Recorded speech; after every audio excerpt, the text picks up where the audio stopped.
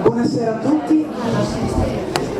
ringrazio, mi presento, sono Marina Tutta, presidente del Soroptimist International Club di Trieste e sono qua per il club e rappresento 43 soci del nostro club, di cui moltissime, più della metà, sono presenti qui e ringrazio. Noi vogliamo ricordare il nostro club di Trieste, il Soroptimist, è un club che è nato nel giugno del 1951, quindi in questi giorni, per questo ci sono anche questi festeggiamenti, tra gli altri abbiamo 3 eventi in programma, di cui il primo è questo. Nel lontano giugno del 51 nasceva questo club per opera di 19 socie, tra cui Mirella Scholz-Bisà era socia fondatrice del club. Ci ha onorato con la sua presenza attiva nel club. Volevo solo precisare questo, che il nostro club è un club di sole donne di alto profilo professionale per la loro attività, che si spende attraverso progetti per l'avanzamento della condizione femminile, per il rispetto dei diritti umani, per l'amicizia, nel volontariato e in tutti i settori quali la cultura, il sociale e anche altre attività. In 65 anni ne abbiamo fatte tante attività, è un club service, quindi diciamo che tutto quello che abbiamo viene speso a cura delle socie, in realtà, così funzioniamo. Era un momento importante per noi questo, ricordare Mirella, un anno tra l'altro dalla sua scomparsa. La nostra Mirella è entrata come esperta di ceramica nel club, è rimasta sempre presente e sempre attiva, ha partecipato sempre fino all'ultimo, era una vera soroptimista. E non ha voluto, devo dire, mai fare la presidente, noi abbiamo la presidenza biennale, proprio per dedicarsi all'arte che amava e alle proprie figlie Marina e Paola, la famiglia in sostanza. Un po', devo dire, viveva all'ombra del marito, perché ho scoperto che così, ma poi ne parlerà sicuramente Paola meglio di me. Una cosa voglio dire, che poi quando è rimasta vedova il marito ha fondato la scuola di acquaforte, Carlos Bisà, e quando è morto lei vedova ha continuato attivamente a mandarla avanti, e un esperto della scuola mi ha detto che lei addirittura ha superato il maestro, è stata ancora più brava del marito. Come tutte le brave mogli, una brava moglie lo era sicuramente, e si è comportata in questo modo. Lei era una donna elegante, essenziale, e questo ha caratterizzato la sua figura sia nell'arte che nella famiglia che nel Soroptimist. Io devo dire, noi siamo fieri di aver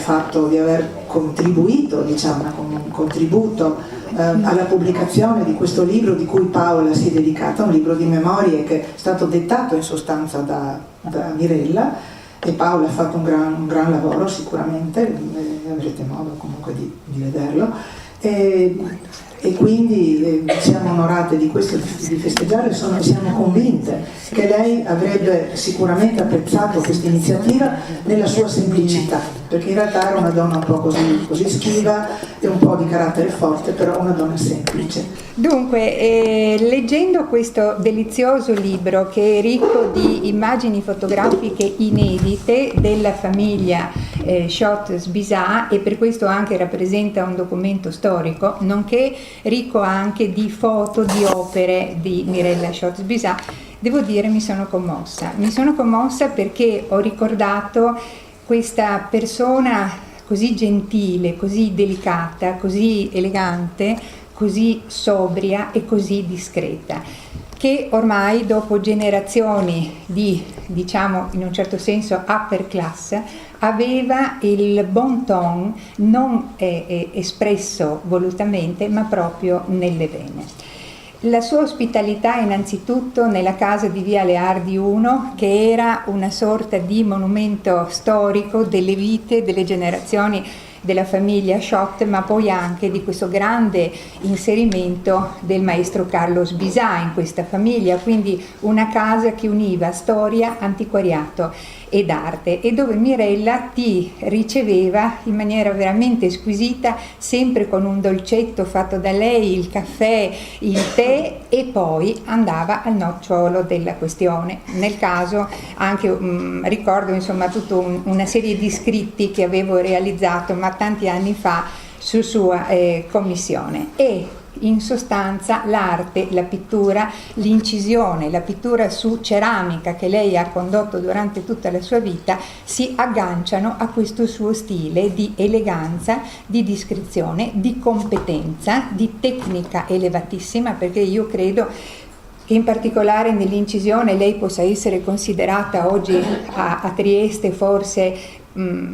la mente, la tecnica, la mano, la volontà, la fermezza più incisiva che abbiamo avuto proprio in questo campo. Una scuola che lei appunto ha preso in mano dopo la morte del marito per la sollecitazione di tanti allievi, di tanti artisti, e ha condotto fino all'età di 83 anni, lasciando poi il testimone a Furio De Denaro e successivamente a Franco Vecchiete, che tuttora la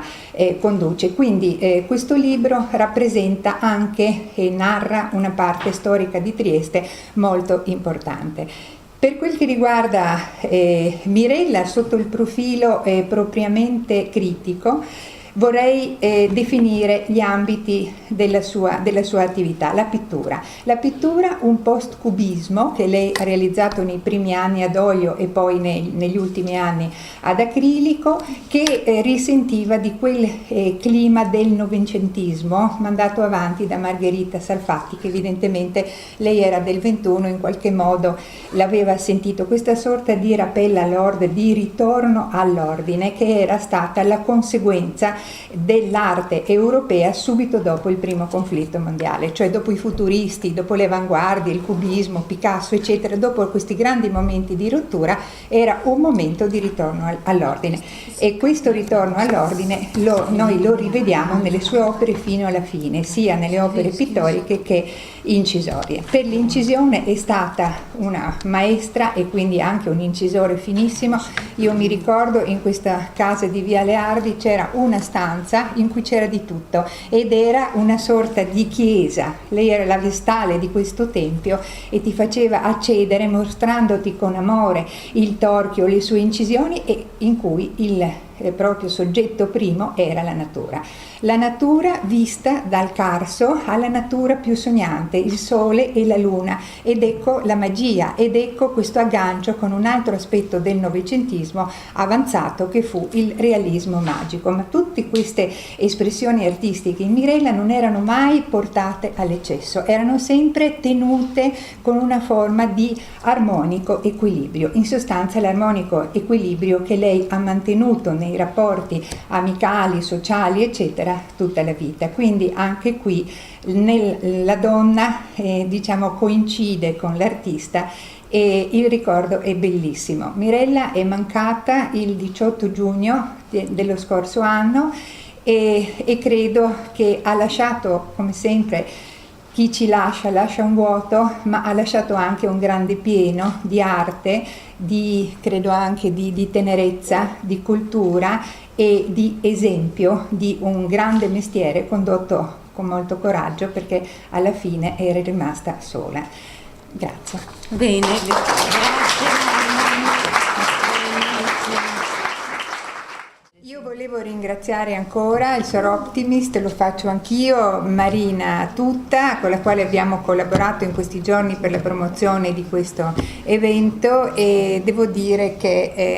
è stato veramente una grande forza, una grande direzione. Grazie. Bene, grazie a tutti.